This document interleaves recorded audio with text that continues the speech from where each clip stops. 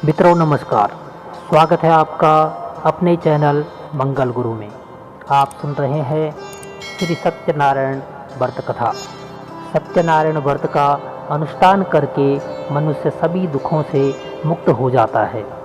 आदिकाल से सत्य की पूजा विशेष रूप से फलदायी होती है। सत्य के अनेक नाम है, यथा सत्यनारायण, सत्यदेव, सनातन, सत्यरूपी भगवान विष्णु। कलयुग में अनेक रूप धारण करके लोगों को मनोवांछित फल देते हैं। सबसे पहले व्रत का महत्व। भगवान श्री सत्यनारायण की कथा इस भूलोक में प्रचलित है। कुछ लोग मनोती पूरी होने पर, कुछ अन्य नियमित रूप से इस कथा का आयोजन करते हैं। सत्यनारायण व्रत कथा के दो भाग हैं, व्रत पूजा और कथा। सत्यनारायण व्रत कथा स्कंद पुराण के रेवाखंड से संकलित की गई है। सत्य को नारायण के रूप में ही पूजना सत्यनारायण की पूजा है। इसका दूसरा अर्थ यह है कि संसार में एकमात्र सत्य ही नारायण है, बाकी सब माया है। भगवान की पूजा अनेकों रूपों में की जाती है, इसमें से उनका सत्यनारायण स्वरूप इस कथा में बताया गया है। इसके मूल पाठ में पाठांतर से लगभग 170 श्लोक संस्कृत भाषा में उपलब्ध है, जो 5 अध्यायों में बटे हुए हैं। इस कथा के 2 प्रमुख विषय हैं, जिसमें एक है संकल्प को भूलना और दूसरा है प्रसाद का अपमान। व्रत कथा के अलग अलग अध्यायों में छोटी कहानियों के माध्यम से बताया गया है कि सत्य का पालन न करने पर किस तरह की परेशानियां आती है। इसलिए जीवन में सत्य व्रत का पालन पूरी निष्ठा और सुदृढ़ता के साथ करना चाहिए। ऐसा न करने पर भगवान न केवल नाराज होते हैं, अपितु दंड स्वरूप संपत्ति और बंधु बांधव के सुख से भी वंचित करते हैं। इस अर्थ में यह कथा लोक में सच्चाई की प्रतिष्ठा का लोकप्रिय और सर्वमान्य धार्मिक साहित्य है। प्रायः पूर्णमासी को इस कथा का परिवार में वाचन किया जाता है। अन्य पर्वों पर भी इस कथा को विधि विधान से करने का निर्देश दिया गया है। उनकी पूजा में केले के पत्ते व फल के अलावा पंचामृत, पंचगव्या, सुपारी, पान, तिल, मौली, रोली, कुमकुम, दुर्वा की आवश्यकता होती है, जिससे भगवान की पूजा होती है। सत्यनारायण की पूजा के लिए दूध, मधु, केला, गंगाजल, तुलसी पत्ता, मेवा मिलाकर पंचामृत तैयार किया जाता है, जो भगवान को काफ़ी पसंद है। इन्हें प्रसाद के तौर पर फल मिष्टान के अलावा आटे को भूनकर उसमें चीनी मिलाकर एक प्रसाद बनाया जाता है, जिसे सत्तू या पंजीरी चूरमा कहा जाता है। इसका भी भोग लगाया जाता है। आप सुन रहे हैं सत्यनारायण व्रत कथा प्रथम अध्याय। सत्यनारायण व्रत कथा का पूरा संदर्भ यह है कि प्राचीन काल में शौनकादि ऋषि नैमिषारण्य तीर्थ में सूत जी के आश्रम पर पहुँचे। ऋषि गणों ने महर्षि सूत जी से प्रश्न किया कि इस अलौकिक संसार में कष्ट मुक्ति के लिए सांसारिक सुख समृद्धि एवं पारलौकिक क्षय की सिद्धि के लिए कोई सरल सा उपाय बताइए। महर्षि सूत जी शौनकादि ऋषियों को बताते हैं कि ऐसा ही प्रश्न नारद जी ने भगवान विष्णु से किया था। भगवान विष्णु ने नारद जी को बताया था कि अलौकिक क्लेश मुक्ति के लिए सांसारिक सुख समृद्धि एवं पारलौकिक क्षय सिद्धि के लिए एक ही राजमार्ग है, वह है सत्यनारायण व्रत। सत्यनारायण व्रत का अर्थ है सत्य का आचरण, सत्यग्रह और सत्यनिष्ठा। संसार में सुख समृद्धि की प्राप्ति सत्य आचरण द्वारा ही संभव है। सत्य ही ईश्वर है। सत्य आचरण का अर्थ है ईश्वर का ध्यान, भगवत पूजा। कथा का प्रारंभ सूत जी के द्वारा कथा सुनने से होता है। नारद जी भगवान विष्णु के पास जाकर उनकी स्तुति करने लगे। भगवान की स्तुति सुनकर भगवान विष्णु जी ने नारद जी से कहा, हे महाभाग, आप किस प्रयोजन से यहाँ आए हैं? आपके मन में क्या है, कहिए, वह सब कुछ मैं आपको बताऊंगा। नारद जी बोले, भगवान, मृत्युलोक में अपने पाप कर्मों के द्वारा विभिन्न योनियों में उत्पन्न सभी लोग बहुत प्रकार के क्लेशों से दुखी हो रहे हैं। हे नाथ, किस लघु उपाय से उनके कष्टों का निवारण हो सकेगा? यदि आपकी मेरे ऊपर कृपा हो तो वह सब मैं सुनना चाहता हूँ, उसे बताइए। भगवान ने कहा, हे वत्स, संसार के ऊपर अनुग्रह करने की इच्छा से आपने बहुत अच्छी बात पूछी है। जिस व्रत के करने से प्राणी मोह से मुक्त हो जाता है, उसे मैं आपको बताता हूँ, सुनो। हे वत्स, स्वर्ग और मृत्युलोक में दुर्लभ भगवान श्री सत्यनारायण का एक महान पुण्यदायी व्रत है। आपके स्नेह के कारण इस समय में उसे कह रहा हूँ। अच्छी प्रकार विधि विधान से भगवान सत्यनारायण व्रत करके मनुष्य शीघ्र ही सुख प्राप्त कर परलोक में मोक्ष को प्राप्त कर सकता है। भगवान की ऐसी वाणी सुनकर नारद मुनि ने कहा, प्रभु, इस व्रत को करने का क्या फल है? इसका विधान क्या है? इस व्रत को किसने किया और इसे कब करना चाहिए? यह सब विस्तार पूर्वक बतलाइए। श्री भगवान कहने लगे, यह सत्यनारायण व्रत दुख शोक आदि का शमन करने वाला, धन धान्य की वृद्धि करने वाला, सौभाग्य और संतान देने वाला तथा सर्वत्र विजय प्रदान करने वाला है।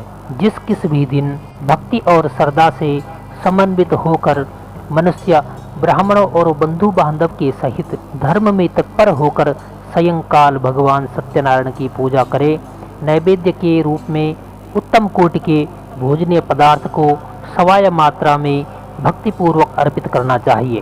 केले के फल, दूध, घी, गेहूं का चूर्ण अथवा गेहूं के चूर्ण के अभाव में साठी का चूर्ण, गुड़ या शक्कर, यह सब सामग्री सवाया मात्रा में यानी सवा सेर की मात्रा में एकत्रित करके निवेदित करनी चाहिए। बंधु बांधवों के सहित भगवान श्री सत्यनारायण की कथा सुनकर ब्राह्मणों को दक्षिणा देनी चाहिए। तदनंतर बंधु बांधव के सहित ब्राह्मणों को भोजन कराना चाहिए। भक्तिपूर्वक प्रसाद ग्रहण करें, नित्य गीत आदि का आयोजन कराना चाहिए। तदनंतर भगवान सत्यनारायण का स्मरण करते हुए अपने घर को जाना चाहिए। ऐसा करने से मनुष्य की अभिलाषा अवश्य पूर्ण होती है। विशेष रूप में कलयुग में पृथ्वी लोक में यह छोटा सा उपाय अवश्य करना चाहिए। पूर्ण सत्यनारायण भगवान की जय। यहाँ पर प्रथम अध्याय पूर्ण होता है। द्वितीय अध्याय। सूत जी कहने लगे कि हे द्विजों, अब मैं पुनः पूर्व काल में जिसने इस व्रत को किया था उसे भली बाती और विस्तार पूर्वक कहता हूँ, सो ध्यान पूर्वक सुनो। रमणीया काशी नामक नगर में एक अत्यंत निर्धन ब्राह्मण रहता था। भूख और प्यास के कारण व्याकुल होकर प्रतिदिन पृथ्वी पर भटकता रहता था। भगवान ने उस दुखी ब्राह्मण को देखकर वृद्ध ब्राह्मण का रूप धारण करके उस द्विज से आदर पूर्वक पूछा, हे विप्र, प्रतिदिन अत्यंत दुखी होकर तुम किस लिए पृथ्वी पर भ्रमण करते रहते हो? हे द्विजश्रेष्ठ, यह सब बतलाइए, मैं सुनना चाहता हूँ। ब्राह्मण बोला, प्रभु, मैं अत्यंत दरिद्र ब्राह्मण हूँ और भिक्षा के लिए ही पृथ्वी पर घूमता रहता हूँ। यदि मेरी इस दरिद्रता को दूर करने का कोई उपाय आप जानते हैं तो कृपा पूर्वक बतलाइए। वृद्ध ब्राह्मण बोला, हे ब्राह्मण देव, सत्यनारायण भगवान विष्णु अभिष्ट फल देने वाले हैं। हे विप्र, तुम उनका उत्तम व्रत करो, जिसे करने से मनुष्य सभी दुखों से मुक्त हो जाता है। व्रत के विधान को भी ब्राह्मण ने यत्न पूर्वक कहकर वृद्ध ब्राह्मण रूपधारी भगवान विष्णु वहाँ से अंतर्ध्यान हो गए। वृद्ध ब्राह्मण ने जैसा कहा है उस व्रत को अच्छी प्रकार से वैसा ही करूँगा। यह सोचकर उस ब्राह्मण को रात में नींद नहीं आई। अगले दिन प्रातःकाल उठकर सत्यनारायण भगवान का व्रत करूँगा, ऐसा संकल्प मन में करके ब्राह्मण भिक्षा के लिए निकल पड़ा।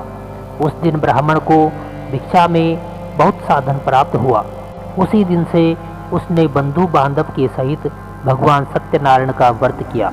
इस व्रत के प्रभाव से वह श्रेष्ठ ब्राह्मण सभी दुखों से मुक्त होकर समस्त संपत्तियों से संपन्न हो गया। उस दिन से लेकर प्रत्येक महीने उसने यह व्रत किया। इस प्रकार भगवान सत्यनारायण के इस व्रत को करके वह श्रेष्ठ ब्राह्मण सभी पापों से मुक्त हो गया और उसने दुर्लभ मोक्ष को प्राप्त किया। हे विप्रो, पृथ्वी पर यदि कोई इस व्रत को करेगा उसी समय उसके समस्त पाप नष्ट हो जाएंगे। हे ब्राह्मणों, इस प्रकार भगवान नारायण ने महात्मा नारद जी से जो कुछ कहा मैंने वह सब आप लोगों से कह दिया। आगे अब और क्या कहूँ। हे मुने, इस पृथ्वी पर उस ब्राह्मण से सुने हुए इस व्रत को किसने किया, हम वह सब सुनना चाहते हैं। उस व्रत पर हमारी श्रद्धा हो रही है। श्री सूत जी बोले कि हे मुनियों, पृथ्वी पर जिसने यह व्रत किया उसे आप लोग सुनो। एक बार वह द्विज श्रेष्ठ अपनी धन संपत्ति के अनुसार बंधु बांधव सहित परिवारजनों के साथ व्रत करने के लिए उद्यत हुआ। इसी बीच एक लकड़हारा वहां आया और लकड़ी बाहर रखकर उस ब्राह्मण के घर में गया। प्यास से व्याकुल वह उस ब्राह्मण को व्रत करता हुआ देखकर प्रणाम करके उससे बोला, प्रभु, यह आप क्या कर रहे हैं? इसके करने से किस फल की प्राप्ति होगी, विस्तार पूर्वक मुझसे कहिए। उस ब्राह्मण ने कहा, यह सत्यनारायण भगवान का व्रत है जो सभी मनोरथ को प्रदान करने वाला है। इसी के प्रभाव से मुझे यह सब महान धन धान्य आदि प्राप्त हुआ है। जल पीकर तथा प्रसाद ग्रहण करके वह उस नगर से चला गया। सत्यनारायण देव के लिए मन में ऐसा सोचने लगा कि आज लकड़ी बेचने से जो धन प्राप्त होगा उसी से भगवान श्री सत्यनारायण का श्रेष्ठ व्रत करूंगा। इस प्रकार मन में चिंतन करता हुआ लकड़ी को मस्तक पर रखकर उस सुंदर नगर को गया जहाँ धन संपन्न लोग रहते थे। उस दिन उसने लकड़ी का दुगना मूल्य प्राप्त किया। इसके बाद प्रसन्न हृदय होकर वह पके हुए केले का फल, शक्कर, घी, दूध और गेहूं का चूर्ण सवाया मात्रा में करके अपने घर को आया। पश्चात उसने अपने बंधु बांधव को बुलाकर विधि विधान से भगवान श्री सत्यनारायण का व्रत किया। उस व्रत के प्रभाव से वह धन पुत्र से संपन्न हो गया और इस लोक में अनेक सुखों को उपभोग करके अंत में सत्यपुर अर्थात वैकुंठ लोक को चला गया। श्री सत्यनारायण भगवान की जय। यहाँ पर द्वितीय अध्याय पूर्ण होता है। आप सुन रहे हैं श्री सत्यनारायण व्रत कथा तृतीय अध्याय मंगल गुरु के साथ। श्री सूत जी कहने लगे, हे श्रेष्ठ मुनियों, अब मैं पुनः आगे की कथा कहूँगा, आप लोग सुनो। प्राचीन काल में उल्कामुख नाम का एक राजा था। वह जितेंद्रिय, सत्यवादी तथा अत्यंत बुद्धिमान था। वह विद्वान राजा प्रतिदिन देवालय जाता और ब्राह्मणों को धन देकर संतुष्ट करता था। कमल के समान मुख वाली उसकी पत्नी शील नयन एवं सौंदर्य आदि गुणों से संपन्न तथा पतिपारायण थी। राजा एक दिन अपनी धर्मपत्नी के साथ भद्रशिला नदी के तट पर श्री सत्यनारायण व्रत कथा कर रहा था। उसी समय व्यापार के लिए अनेक प्रकार की पुष्कल धनराशि से संपन्न एक साधु नाम का बनिया वहां आया। भद्रशिला नदी के तट पर नाव को स्थापित करके वह राजा के समीप गया और राजा को उस व्रत में दीक्षित देखकर विनयपूर्वक पूछने लगा। साधु ने कहा, राजन, आप भक्ति युक्त चित्त से यहाँ क्या कर रहे हैं? कृपया वह सब बतलाइए, इस समय मैं सुनना चाहता हूँ। राजा बोला, हे साधु, पुत्र आदि की प्राप्ति की कामना से अपने बंधु बांधव के साथ मैं अतुल तेजस संपन्न भगवान विष्णु का व्रत और पूजा कर रहा हूँ। राजा की बात सुनकर साधु ने आदरपूर्वक कहा, राजन, इस विषय में आप मुझे यह सब विस्तार से बतलाइए। आपके कथन अनुसार मैं व्रत एवं पूजा करूँगा। मुझे भी संतति नहीं है, इससे अवश्य ही मेरी संतति प्राप्त होगी। ऐसा विचार कर वह व्यापार से निवृत्त हो आनंद पूर्वक अपने घर आया। उसने अपनी भार्या से संतति प्रदान करने वाले इस सत्य व्रत को विस्तार पूर्वक बतलाया तथा जब मुझे संतति प्राप्ति होगी तब मैं इस व्रत को करूँगा। इस प्रकार साधु ने अपनी भार्य लीलावती से कहा। एक दिन उसकी लीलावती नाम की सती साध्वी भार्या पति के साथ आनंद चित्त से ऋतुकालीन धर्माचरण में निवृत्त हुई और भगवान श्री सत्यनारायण की कृपा से उसकी वह भार्या गर्भिणी हुई। 10वें महीने में उससे कन्या रत्न की उत्पत्ति हुई और वह शुक्ल पक्ष के चंद्रमा की भांति प्रतिदिन बढ़ने लगी। उस कन्या का कलावती यह नाम रखा गया। इसके बाद एक दिन लीलावती ने अपने स्वामी से मधुरवाणी में कहा, आप पूर्व में संकल्पित श्री सत्यनारायण के व्रत को क्यों नहीं कर रहे हैं? इस पर साधु बोला कि प्रिय, इस कन्या के विवाह के बाद मैं इस व्रत को करूँगा। इस प्रकार अपनी पत्नी को भली भांति अस्वस्थ कर वह व्यापार करने के लिए नगर की ओर चल पड़ा। उधर कन्या कलावती पिता के घर में बढ़ने लगी। तदंतर धर्मज्ञ साधु ने नगर में सखियों के साथ क्रीड़ा करती हुई अपनी कन्या को विवाह योग्य देखकर आपस में मंत्रणा करके कन्या विवाह के लिए श्रेष्ठ वर का अन्वेषण करो, ऐसा दूत से कहकर शीघ्र ही उसे भेज दिया। उसकी आज्ञा प्राप्त करके वह दूत कांचन नामक नगर में गया और वहां से एक वाणिक पुत्र लेकर आया।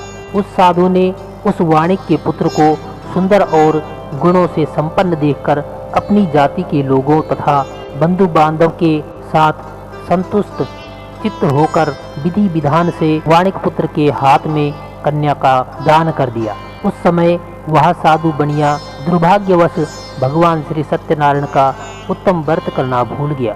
पूर्व संकल्प के अनुसार विवाह के समय में व्रत न करने के कारण भगवान श्री सत्यनारायण उस पर रुष्ट हो गए। कुछ समय के पश्चात अपने व्यापार कर्म में कुशल वह साधु बनिया काल की प्रेरणा से अपने दामाद के साथ व्यापार करने के लिए समुद्र के समीप स्थित रत्नसारपुर नामक सुंदर नगर में गया और अपने श्री संपन्न दामाद के साथ वह व्यापार करने लगा। इसके बाद वे दोनों राजा चंद्रकेतु के रमणीय उस नगर में गए। उसी समय भगवान श्री सत्यनारायण ने उसकी दृष्ट प्रतिज्ञा को देखकर उसे दारुण और कठिन दुख प्राप्त होगा ऐसा शाप दे दिया। एक दिन चोर राजा चंद्रकेतु के धन को चुराकर वहीं आए जहां दोनों वाणिक स्थित थे।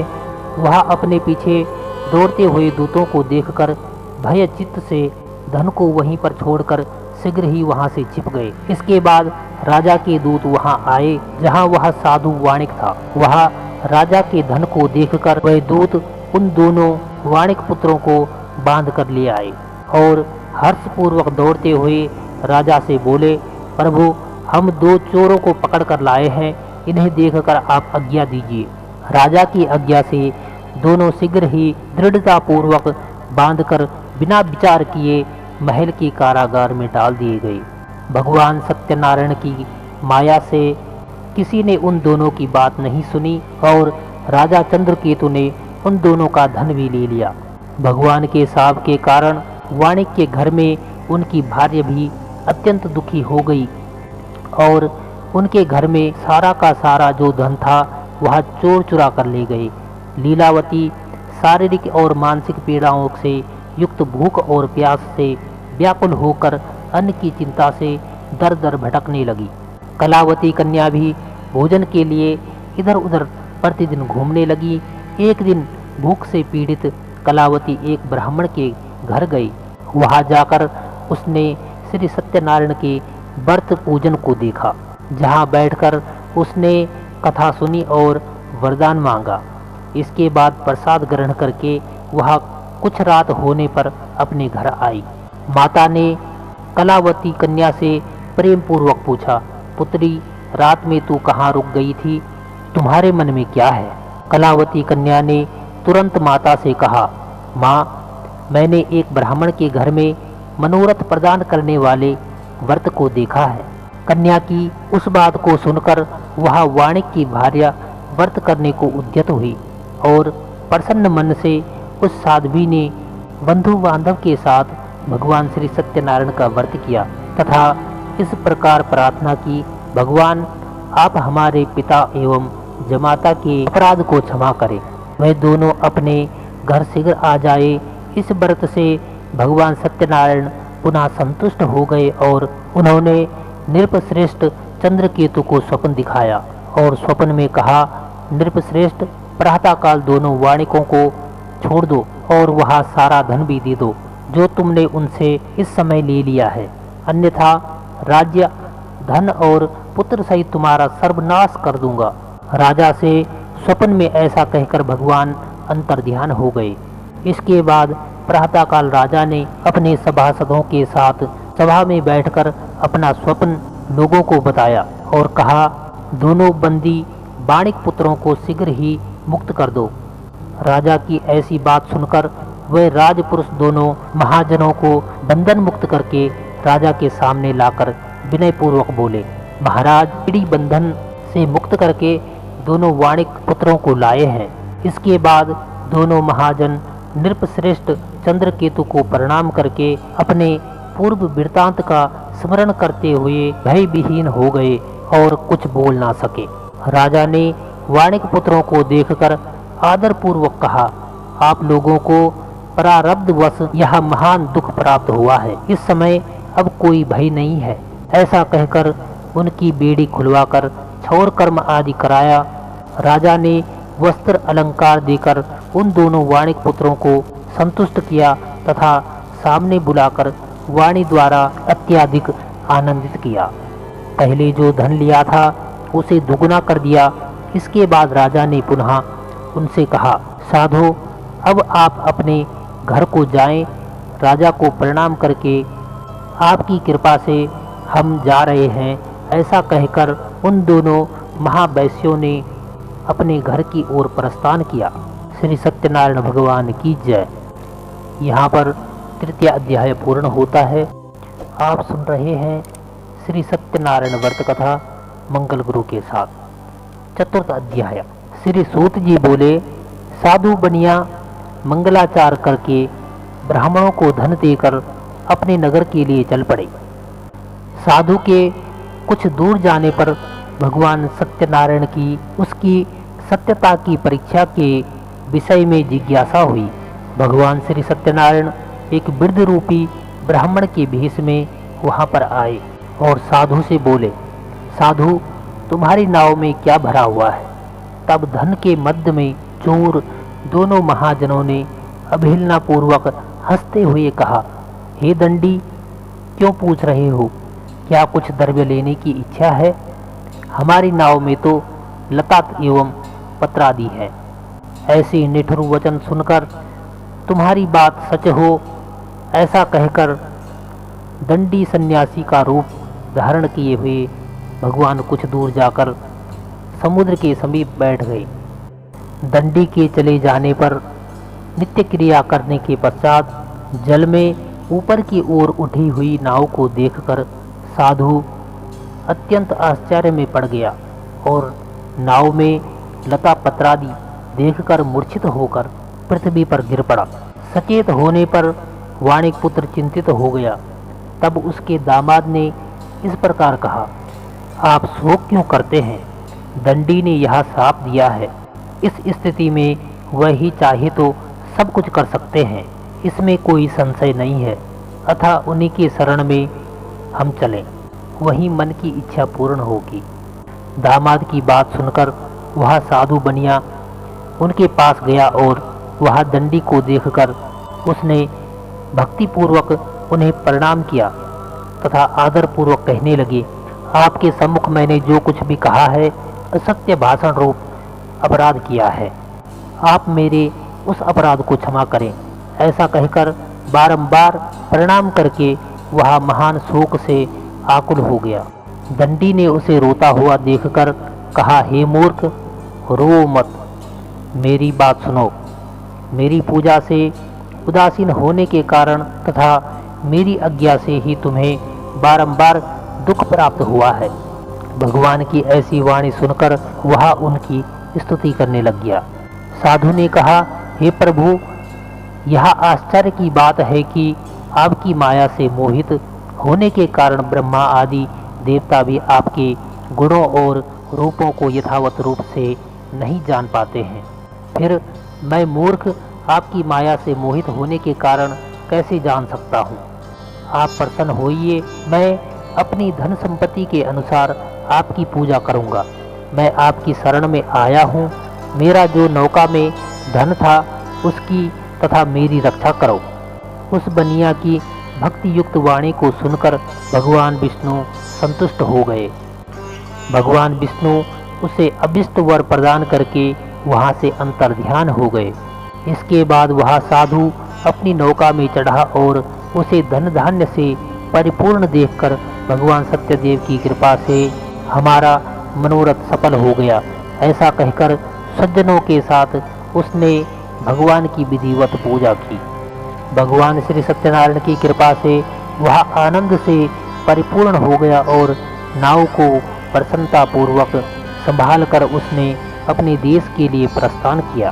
साधु बनिया ने अपने दामाद से कहा, वहाँ देखो, मेरी रत्नपुरी नगरी दिखाई दे रही है। इसके बाद उसने अपने धन के रक्षक दूत को अपने आगमन का समाचार देने के लिए अपनी नगरी में भेजा।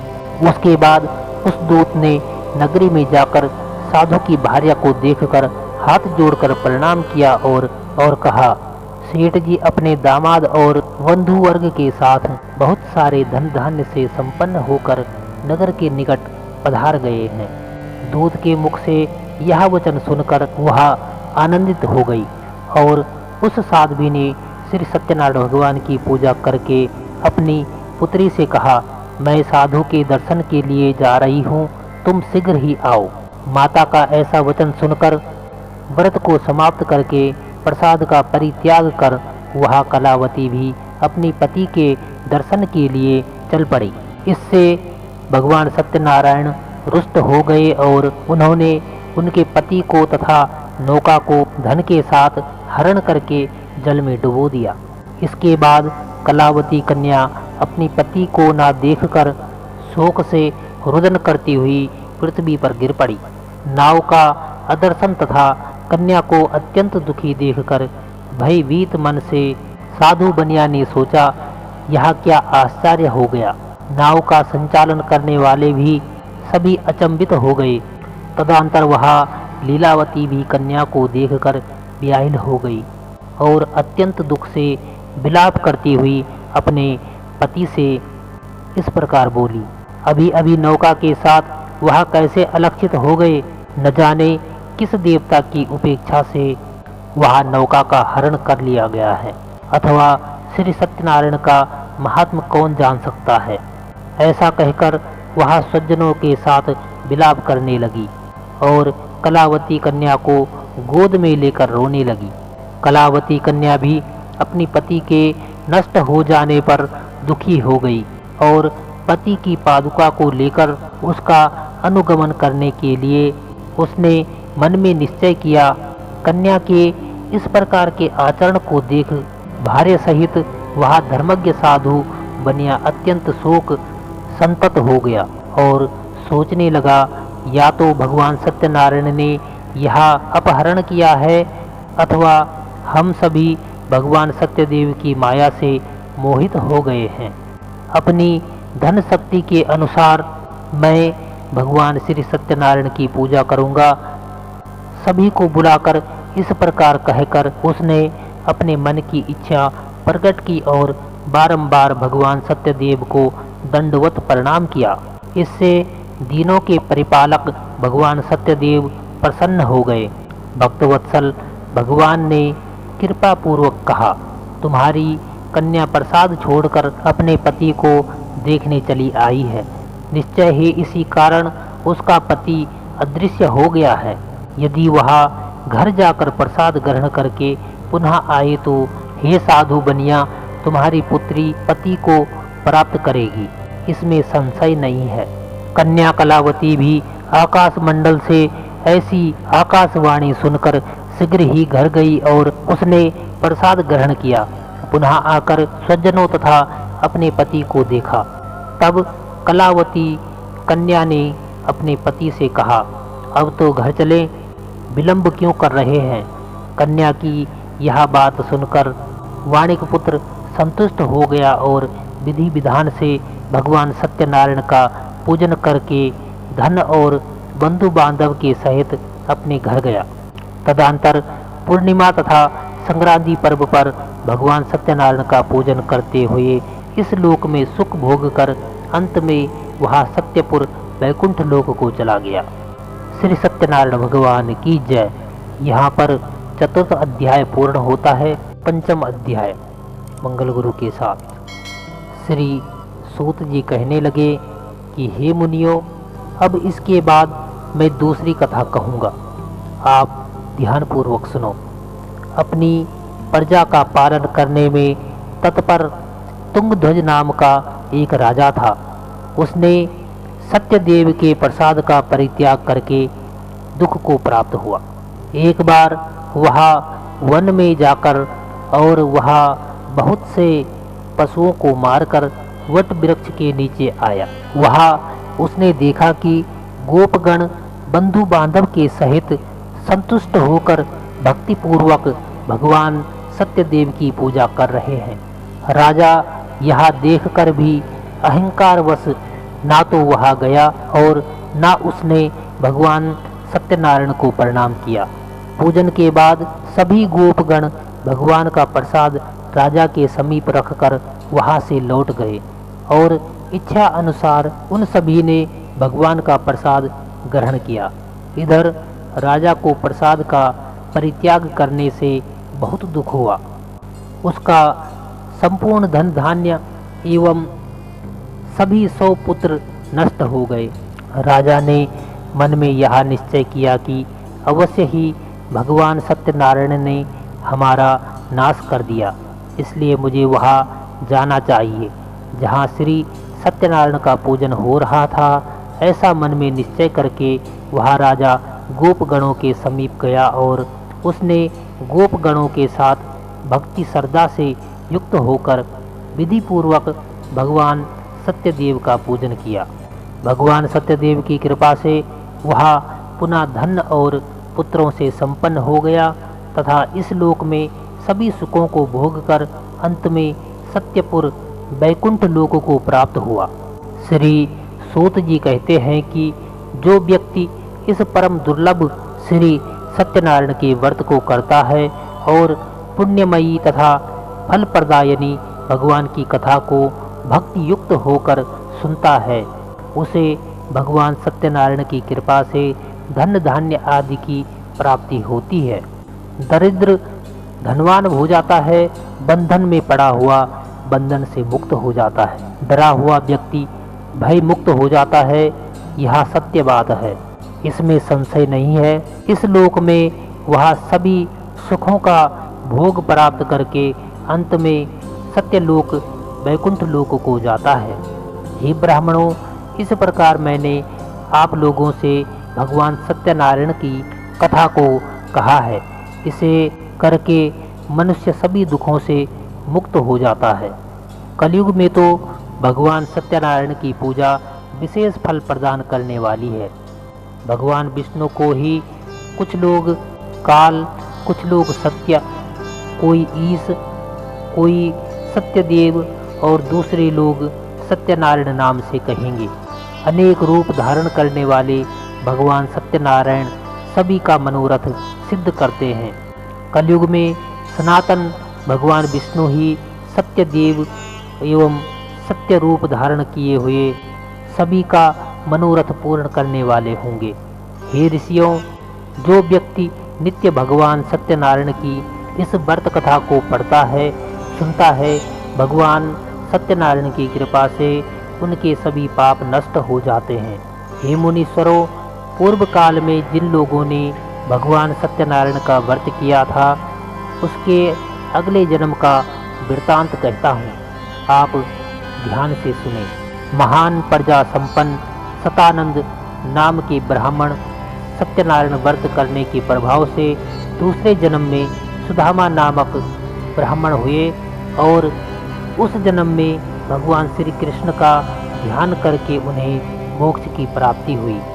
लकड़हारा भिल्ल गुहों का राजा हुआ और अगले जन्म में उसने भगवान श्री राम की सेवा करके मोक्ष प्राप्त किया।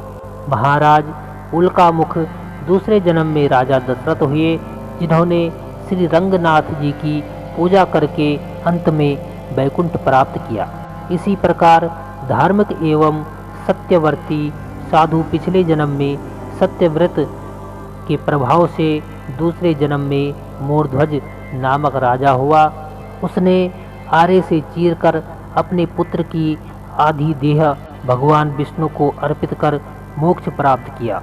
महाराजा तुंगध्वज जन्मांतर में स्वयंभू मनु हुए और भागवत संबंधी संपूर्ण कार्यों का अनुष्ठान करके वैकुंठ लोक को प्राप्त हुए। जो गोपगण थे वह सब जन्मांतर में ब्रजमंडल में निवास करने वाले गोपगण हुए और सभी राक्षसों का संहार करके उन्होंने भी भगवान का शाश्वत धाम गोलोक प्राप्त किया। इस प्रकार श्री स्कंद पुराण के अंतर्गत रेवा खंड में श्री सत्यनारायण व्रत कथा का यह 5वां अध्याय पूर्ण होता है। ऐसे ही धार्मिक वीडियो देखने के लिए हमारे चैनल को जरूर सब्सक्राइब करें और आपको वीडियो कैसा लगा कमेंट करके ज़रूर बताएं। धन्यवाद।